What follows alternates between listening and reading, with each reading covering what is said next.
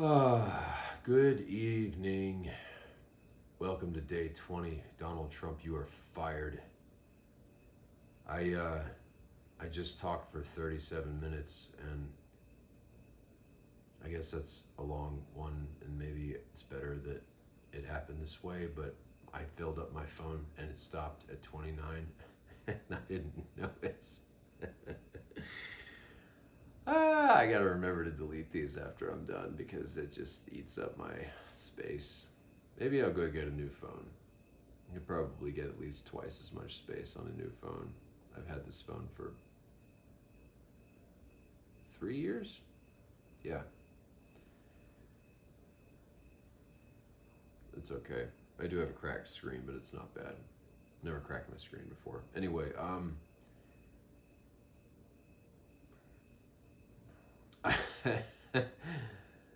I don't even know where to begin. I talked about, I did finish my legal work and just how crazy it is what's happening right now. I mean, it's hard to even take its measure. I just heard today that this guy, Donald J. Trump, is he's now got his acting attorney general purportedly. Feel free to fact check me always, but they just sort of try to do this legal fast one where he's like more or less made himself into like an absolute monarch now. Like you can't forever and all and ever, for all time, you cannot prosecute him, his associates, his children, anything. So I think he's realized that no matter what he does, like he said once, I could go down to Fifth Avenue and shoot somebody and I'd still get votes. And that's part of why I said to him in 2020, right before the COVID outbreak, like I've said before, like the day before the COVID outbreak, I tweeted a picture of me under a Fifth Avenue sign. Why don't you come down here and take a shot at me, buddy? Because I'd rather it was me than somebody else.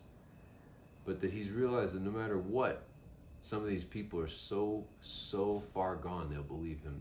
They'll believe anything he says, and he can just lie.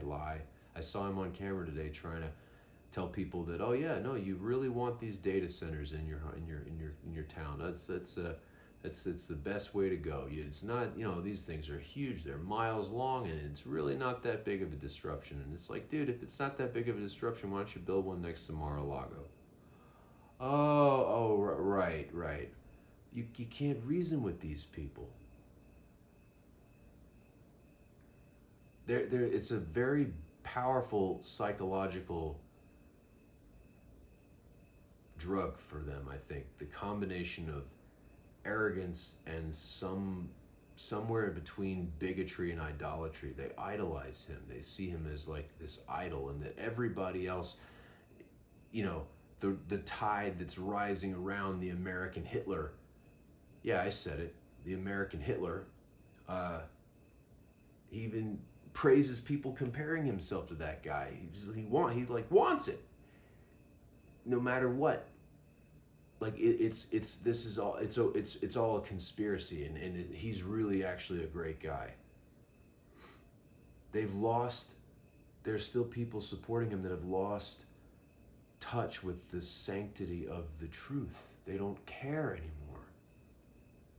They're so far gone. And so it's just empowered. It's empowered him. He's become so brazen. But I wrote something last night, and I am seeing more and more people seem to be actually getting involved. And I'm even friends I'm seeing reposting more stuff, political stuff, and I'm seeing people comment more. And I'm like, it is happening. It is really. This is I think this is World War III, guys. I don't want to scare anybody, but I think this is this battle for the human spirit. This is what this is, and it's been going on for a while. I've been fighting it for 9 years almost.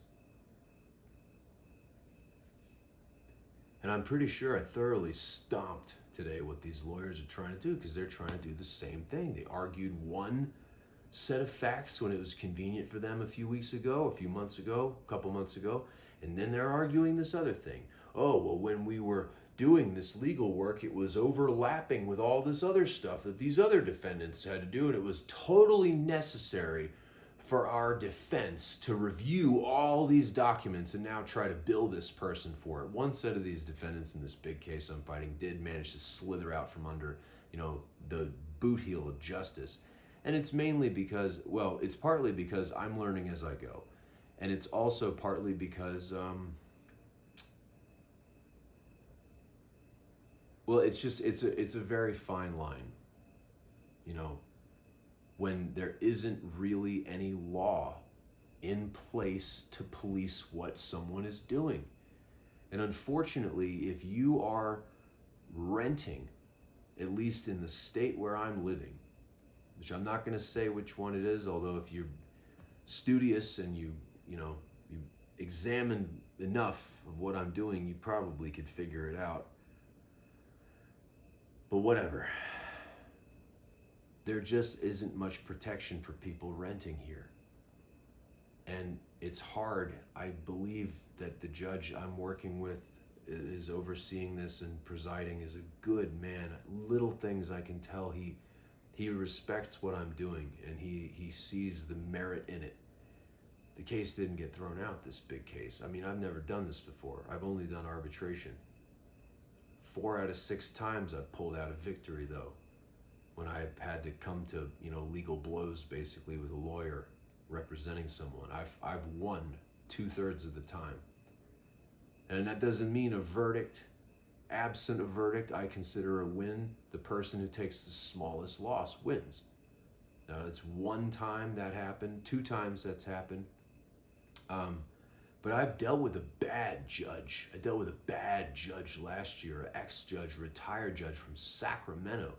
In this Coinbase case, I fought Coinbase twice. Don't give them any of your money. I mean, if you buy Bitcoin and hold it, it's probably all right. But if you try to trade on their website, they're lying through their teeth, and I can prove it. But there's no law. The technology's evolving and developing faster than they can pass legislation to police it.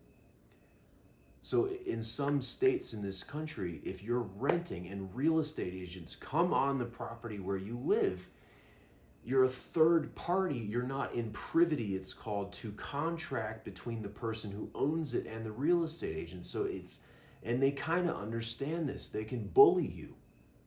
We're living among these schoolyard bullies now. And I called some of them out by name the other day. And their penance, their price they're going to pay, this one guy in particular, I think me doing this, I think no matter whatever blustering he did with me early on, and I may end up writing him an email at the end of this and just telling him there will be no other communication, so you can't try to say this is harassment. But you're the curse that you're going to live with now is you're going to be looking over your shoulder for at least the next 10 years. I'm no threat. I would never, ever raise a finger against you unless you were hurting someone or trying to hurt me. Then it would be your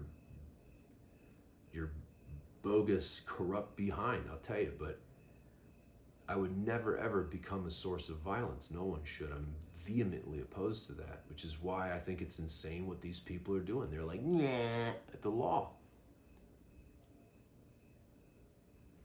But they know that they can maybe slither out of it.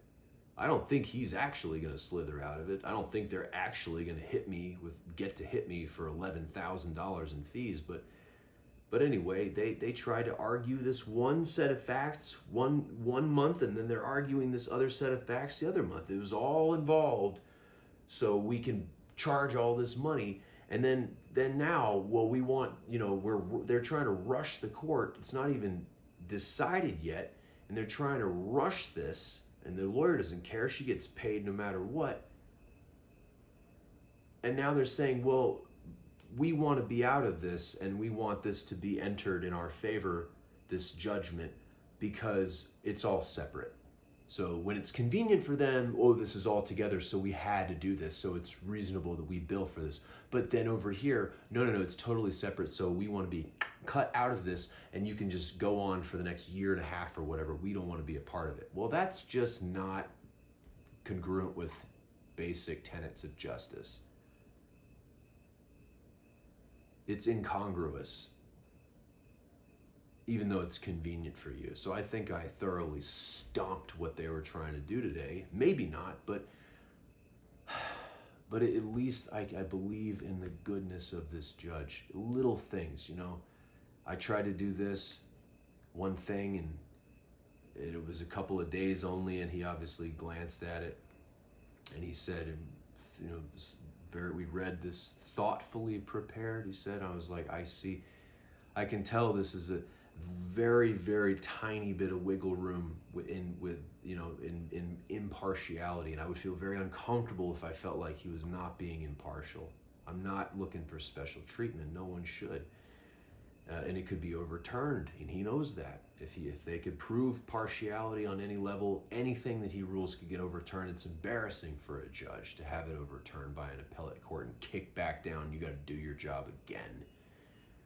Very teeny little wiggle room, but one adverb, thoughtfully, and I'm like, I get that, and he can tell I'm not trying to toot my own horn, but he can tell I'm intelligent enough that I can pick up on that. So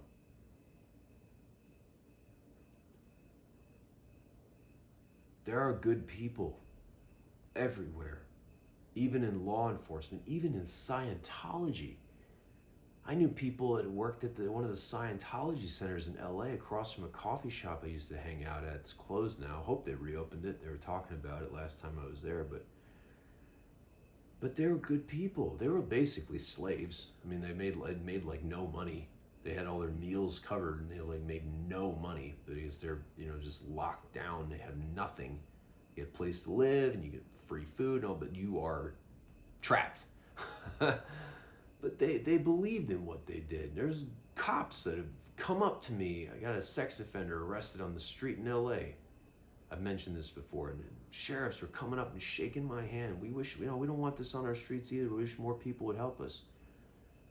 So for every horrible, corrupt cop out there, every knuckle-dragging Neanderthal, I mean, I don't like to call names, but you see some videos of these ICE agents and even that border czar guy, and he's out there like defending this. Like, it's like, what a talent for selective ignorance you have. It's unbelievable to see it. You're the American Gestapo. You're a police force that only answers to this corrupt president who's shredding the Constitution basically right now. And you're telling yourself this is law enforcement.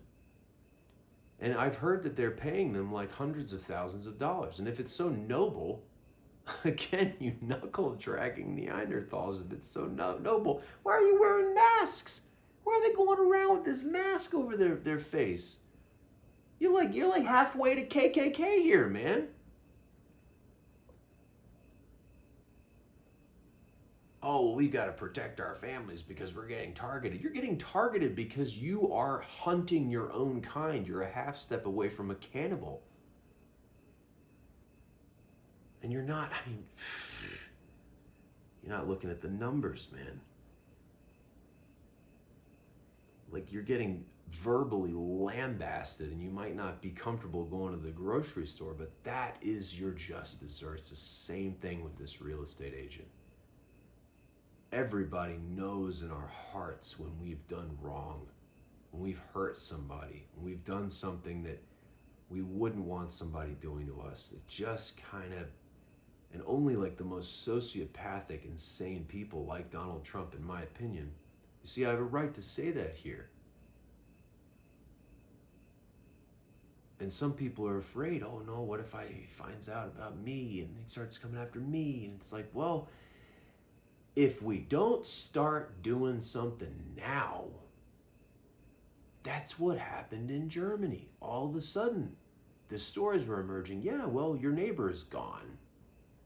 Your neighbor said something on the radio, and he's gone now. Nowhere to be found. Shipped off somewhere else.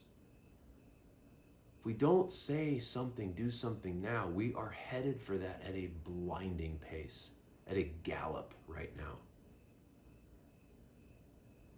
And it's not going to happen here because we're too intelligent and we're too interconnected now. more and more of us, I'm noticing, like I said, friends reposting, people that I follow, that follow me, commenting, saying things. It's wild to watch it. I mean, I really did, I felt some great conflict, great battle coming. I knew I was going to be face to face with it, and I didn't want to do this. But it's wild you could never have imagined it, how crazy it would get. I mean, Trump is 80. What can he do with all this money? He's only got a few years left. He's obese. He's very unhealthy. He can't even remember words like earthquake. The other day I saw him. He's having trouble remembering this word earthquake. The big movement of the earth or something like that. And then a few minutes later he's like, "Oh, an earthquake. That's what you could say it is." What are you doing, man? It's evil. How can this not be evil? And when I say that, that's a loaded spiritual term. I introduce those things. I like to qualify them. I mentioned recently, purify the dialect of the tribe. It's a tribe here between us. I don't want you to misunderstand what I mean when it's an abstract term. Well, all I mean is basically signaled to you by the word evil is literally just the word live spelled backwards. Maybe you never realized that before. So it's retrograde energetic motion to that which just wants to live. Dragging a net across the ocean floor is in the disinterest of everything on this planet, including plants that just wants to live. So that's evil. When I say that, that's what I mean. Fracking is evil, fundamentally. Figure out another way to make money. Even working for an oil company today is kind of twisted. I know a guy from back in high school, and I remember when I saw him again, like a reunion, and he said, he was like, "We've heard," I didn't even ask him about it. Someone said, "Yeah, so-and-so, he's working for an oil company." And I was like, "What? Whoa.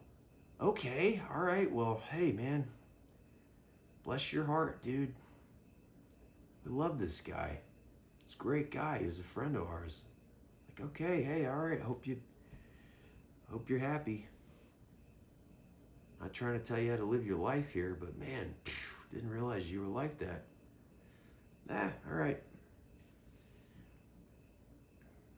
But Trump can't do much with this money. So what is he doing? You can't really make sense of it. He's gone. He's really gone.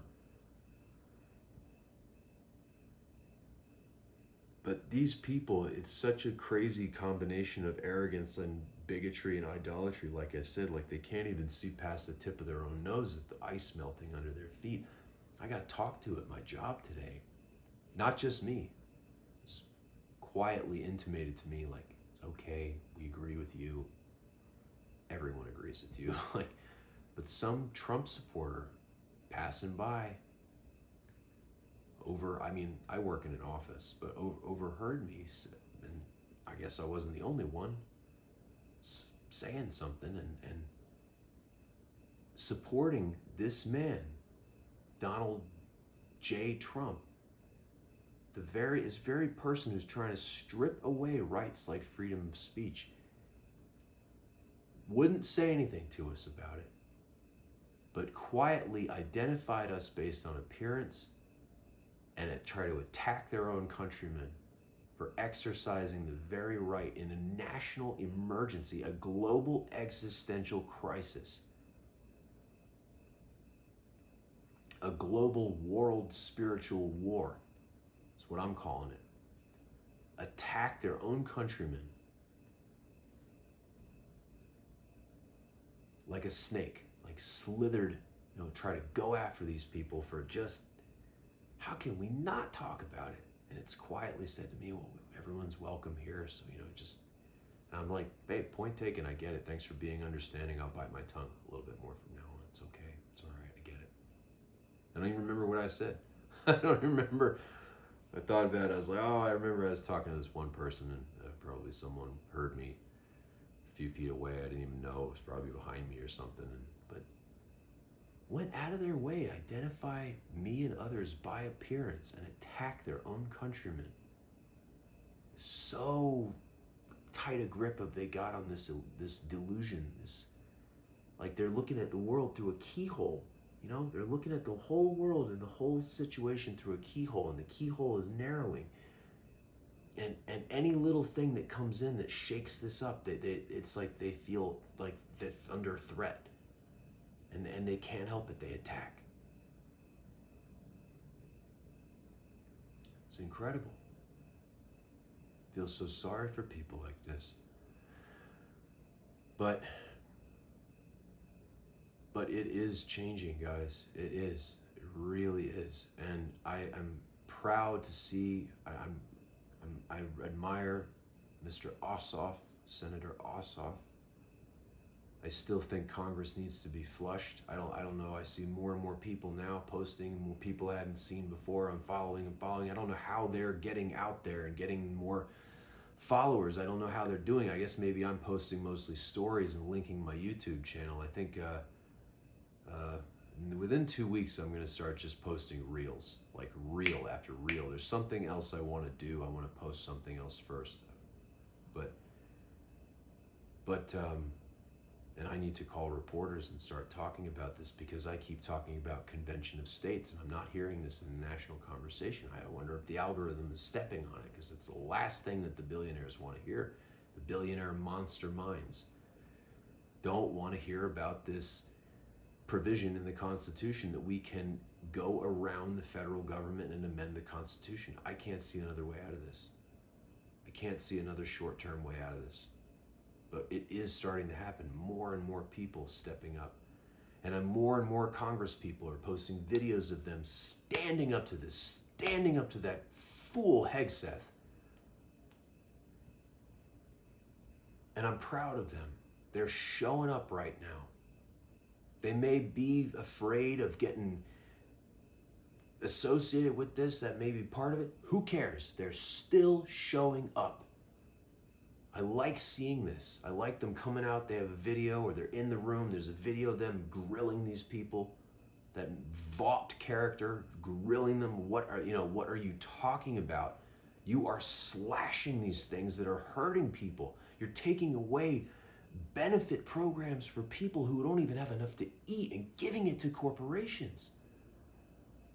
What are you doing?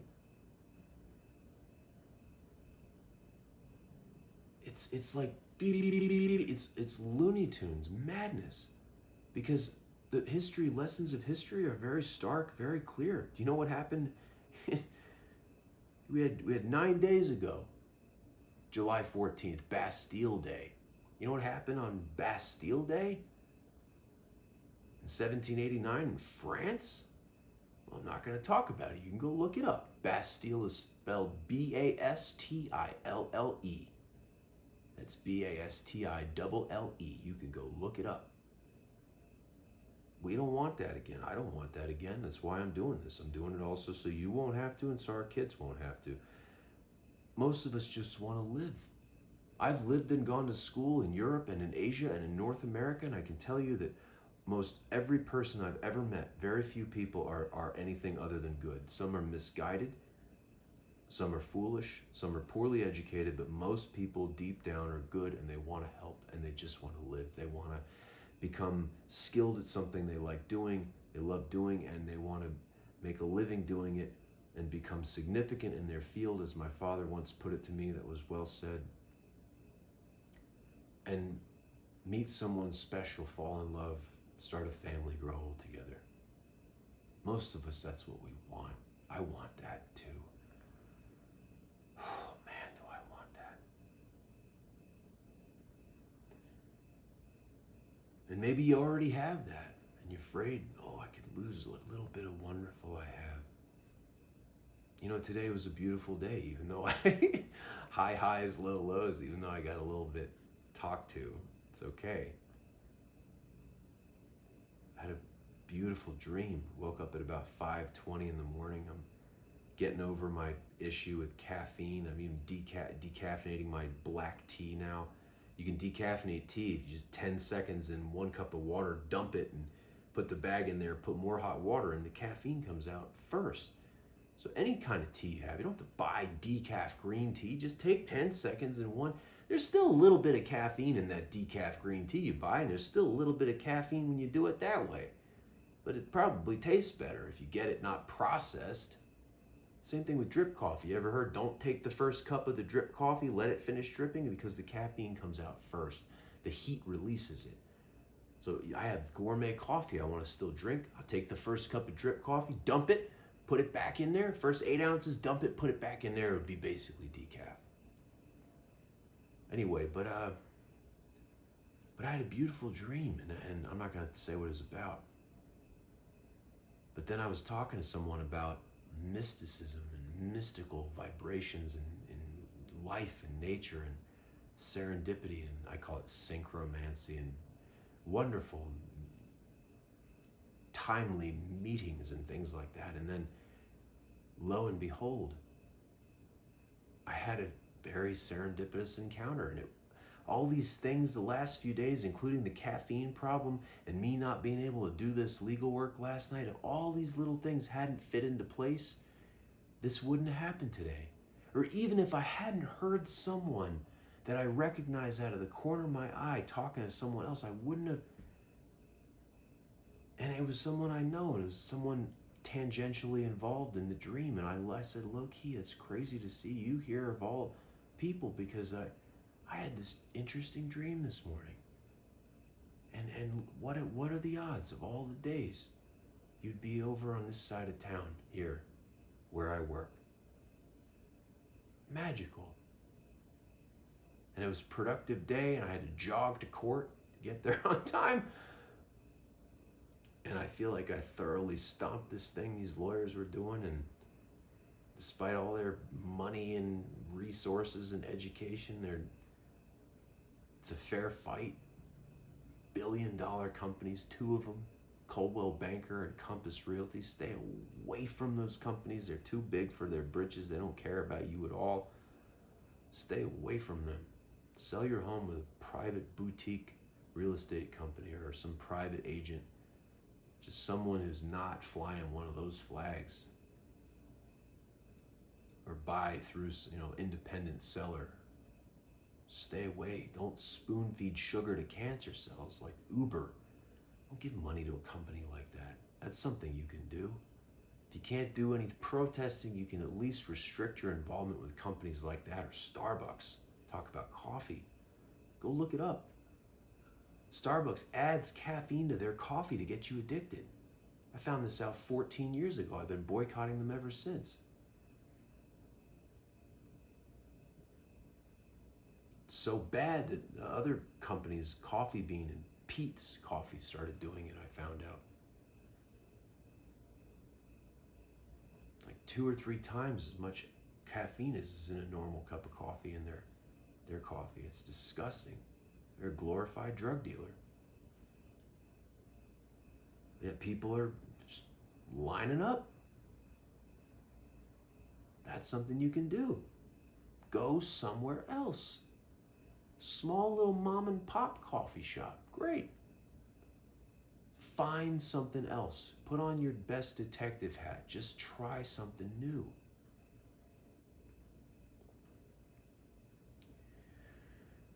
I guess I've kind of covered a lot of what I had talked about before that got screwed up because my phone filled up.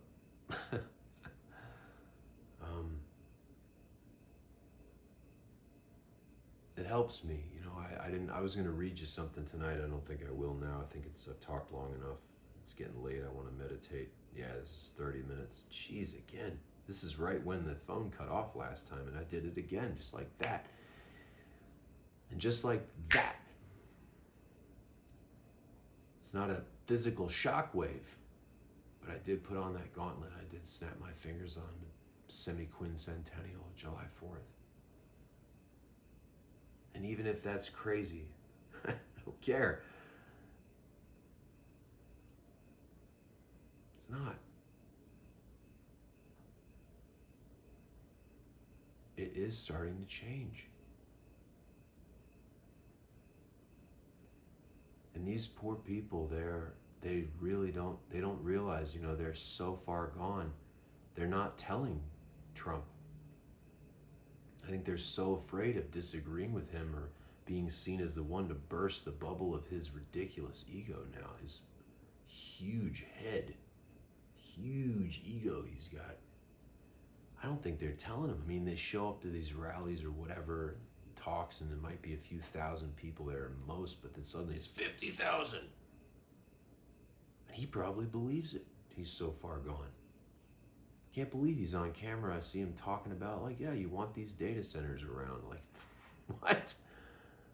Wow, you're just lying through your teeth because you know that there's some people who will just do whatever you want. They're just like, you're just playing the pipe and you're just leading them over the cliff's edge and they're just going along and singing.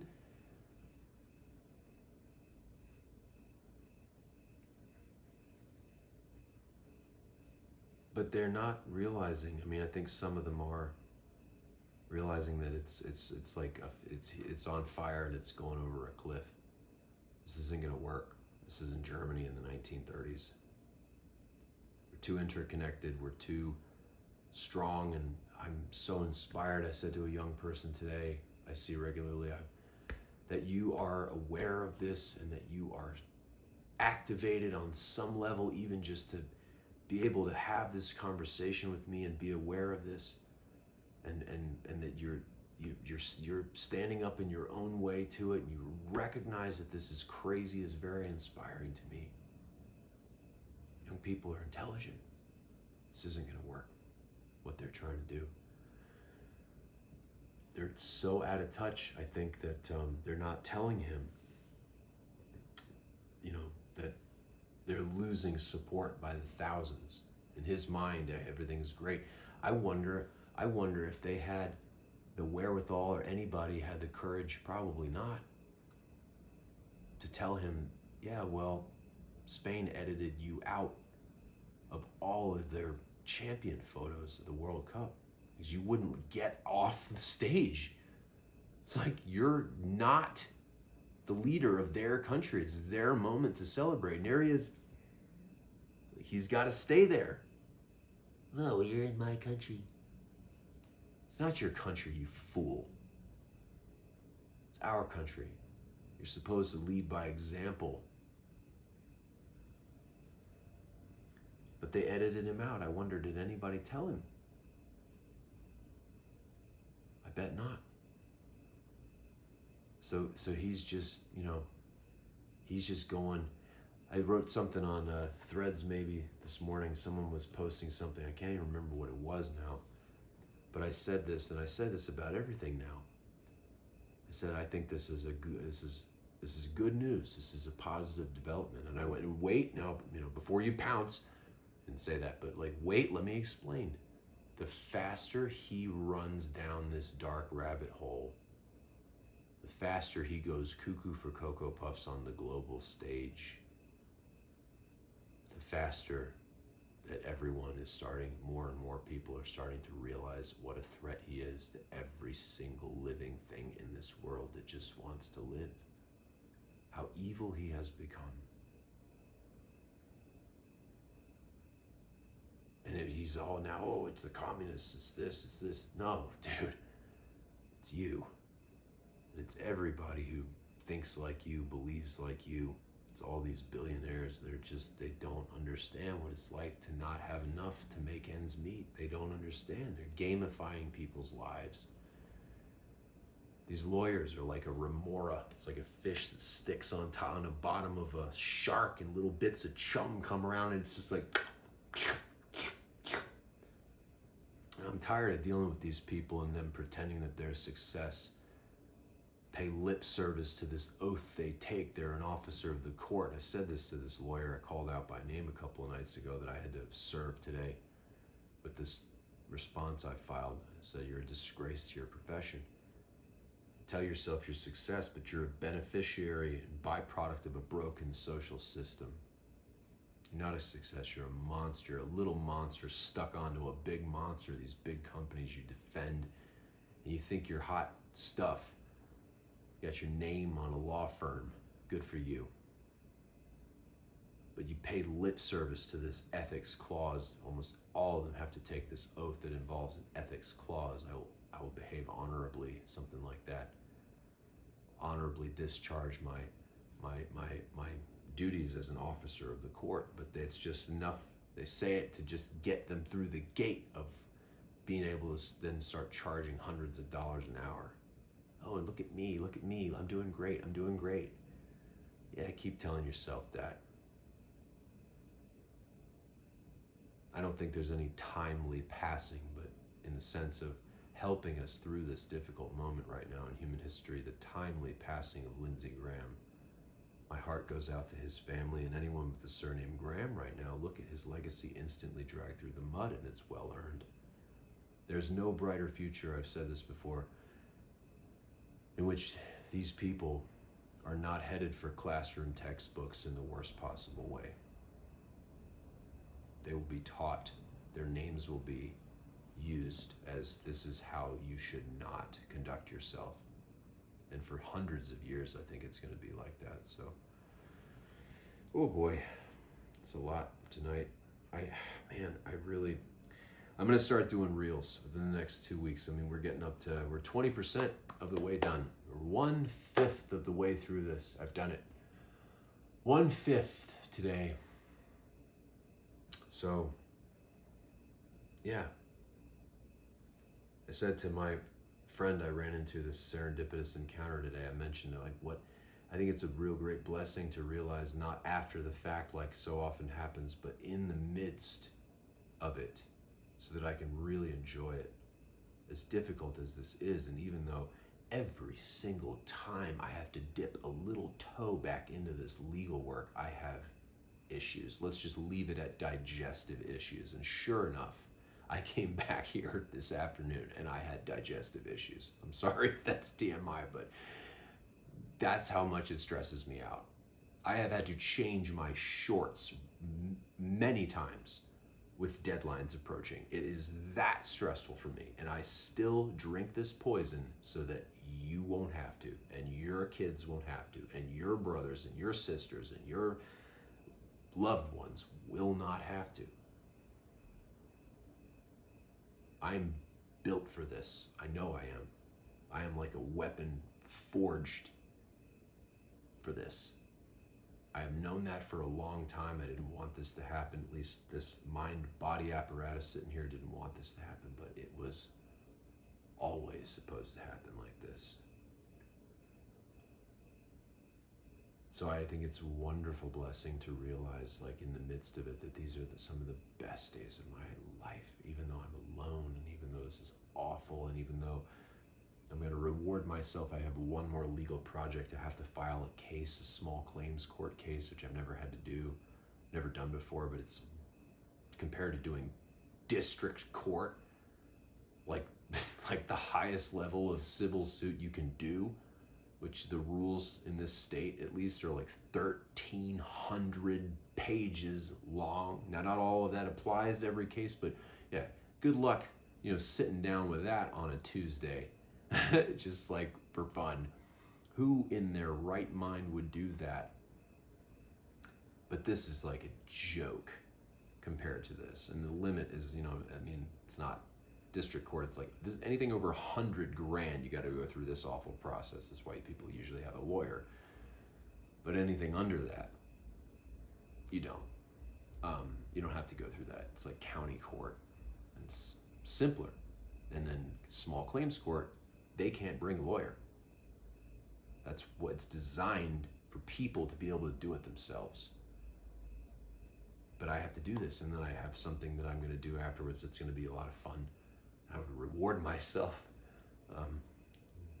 So I'm like, now that I kind of dipped a toe, I'm gonna do it this weekend. Not tomorrow night. I'll take the Sabbath off, but I don't roll on Shabbos. But I will Saturday. I will do this because I think I have to just compile some evidence, listen to some recordings that I don't want to do, and type some stuff. But it's pretty easy, and then I can file and serve this coming week. But anyway,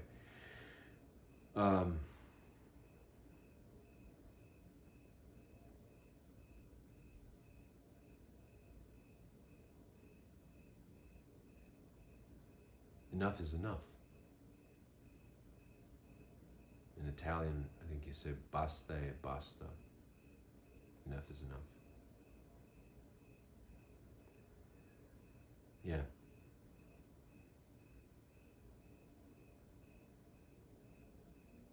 It is changing. And it is interesting that doing this, there are so many beautiful things, and it's so wonderful to be like, yeah, it's so hard, man, but what a great campfire story this will be for me and my family if I have children someday. Tell them about, man, I got some cool stories to tell you kids when you get a little older and can understand these things. About when I was really dogging it out, teaching myself the law and fighting all this stuff. And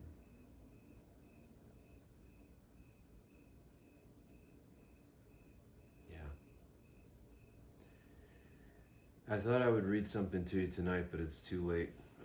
Maybe tomorrow I have a piece that I used to be like, oh, I can't, it's not done yet. And it's like, that's so stupid. I could get hit by a bus tomorrow. I wish I could talk to Charles Bukowski. He just used to throw his stuff out there and be like, dude, if you got published and then you like revised, or you felt like it wasn't done, maybe he'd be like, well, then I'd revise it.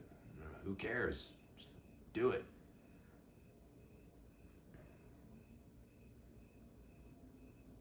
I wish I could talk to him. I think he was very courageous. A little bit reckless maybe, but it's a fine line between those two things perhaps in some contexts.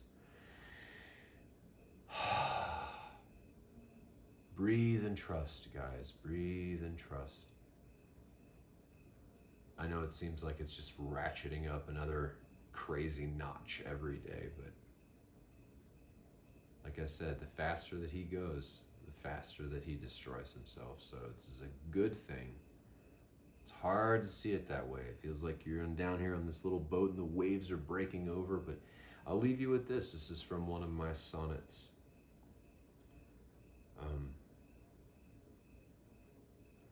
Oh, I wish I could remember the whole thing right now.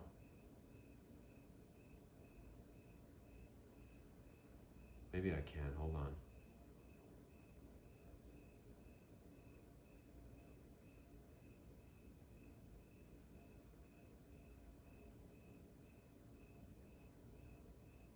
Oh no, that's a different one, but I do remember that one. Didn't realize I had that memorized. Well, anyway, the end of the one that I wanted to share is, if you maybe haven't heard of the ground swell. This is I think it's more of a nautical term perhaps, or a seafaring term, but I heard it first, I think, when T.S. Eliot is my favorite poet. And I share his name as my middle name. Very honored to have that name.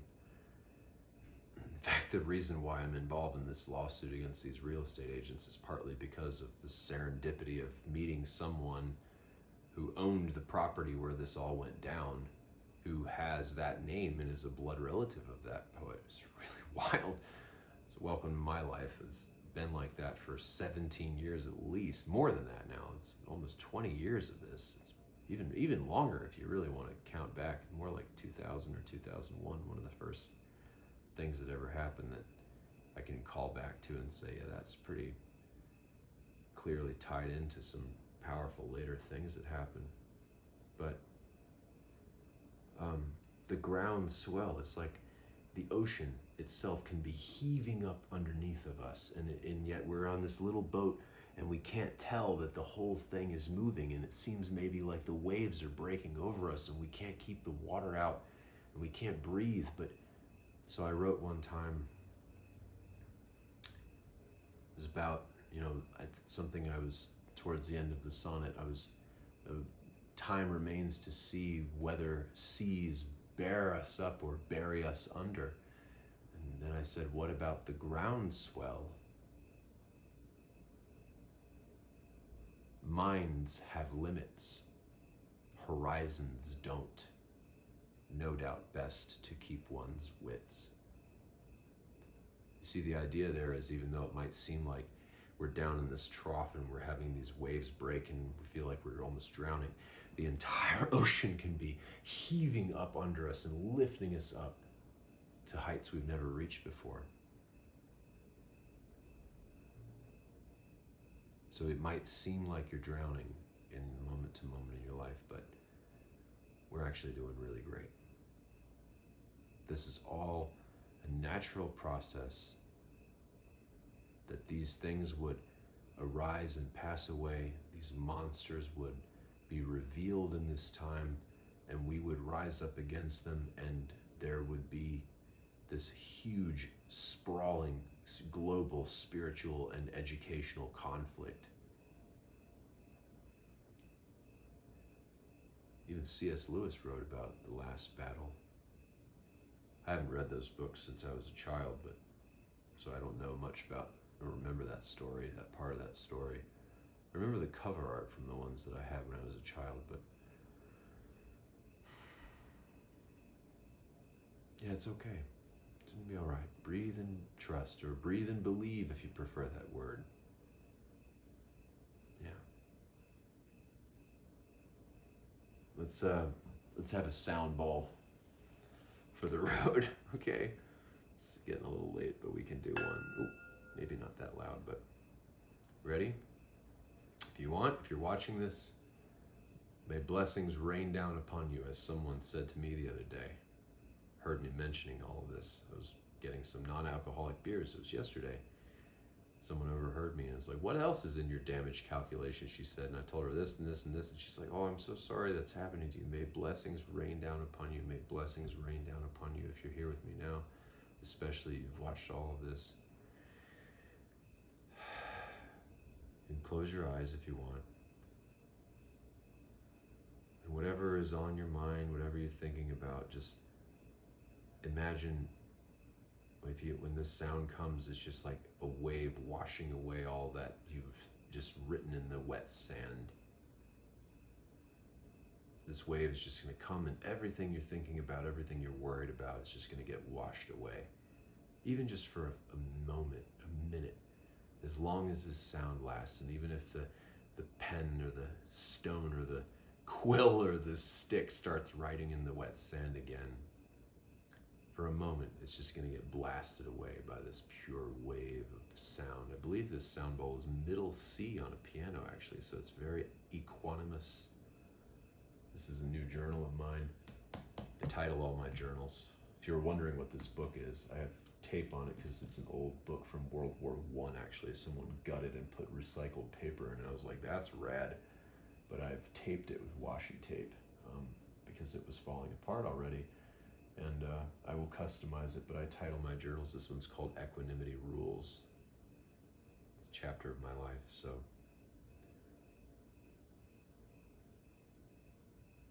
Here we are, we have each of us our thoughts. And our thoughts are not reality. They're just like shapes passing over a movie screen or birds passing over a pond. And when our minds are untrained, we latch onto those images and we carry them through time. That's what causes us to suffer.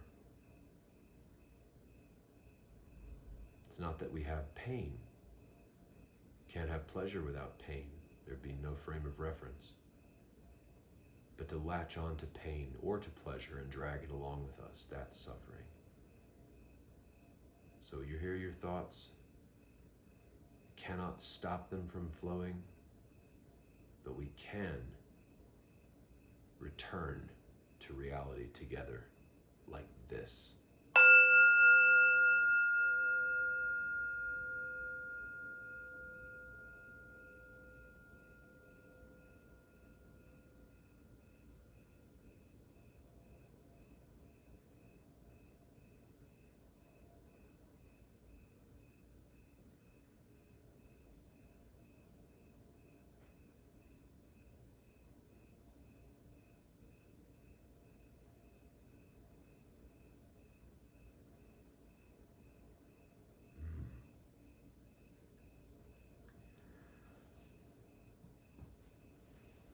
wish you all real peace, a restful evening.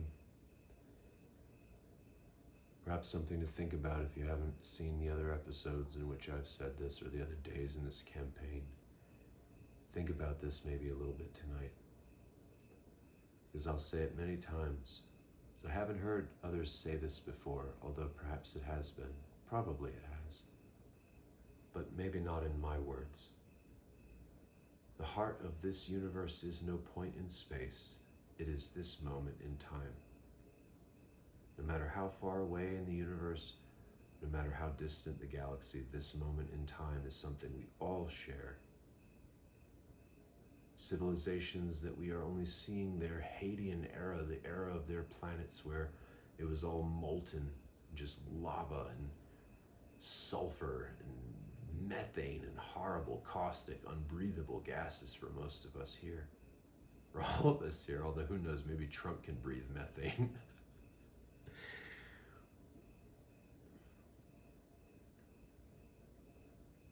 But every living thing is unified in this present moment. This is where we belong. In every moment we spend here in the moment together, not worried about the future, or angry at the past, or getting worried about the future because of how angry we are at the past, or getting angry at the past because of how worried we are about the future, and ping-ponging like that. Bing, bang, bang, bang. It's hellish, hellish, hellish motion. To be pulled like that, to be so ruled by one's mind. Stay here and trust it here. That's going to be all right. It is, because it is. We got front row seats to the show of a millennium, guys. So get some rest, and I will see you tomorrow. Oh, 52 minutes. Oh my goodness. Oh well. Maybe someone will watch these someday. For posterity's sake, we do this perhaps. But it's not about the outcomes. Oh, do not ask, what is it? Let us go and make our visit. Visit with the moment tonight. Even if just for as long as it took for that sound to dissipate.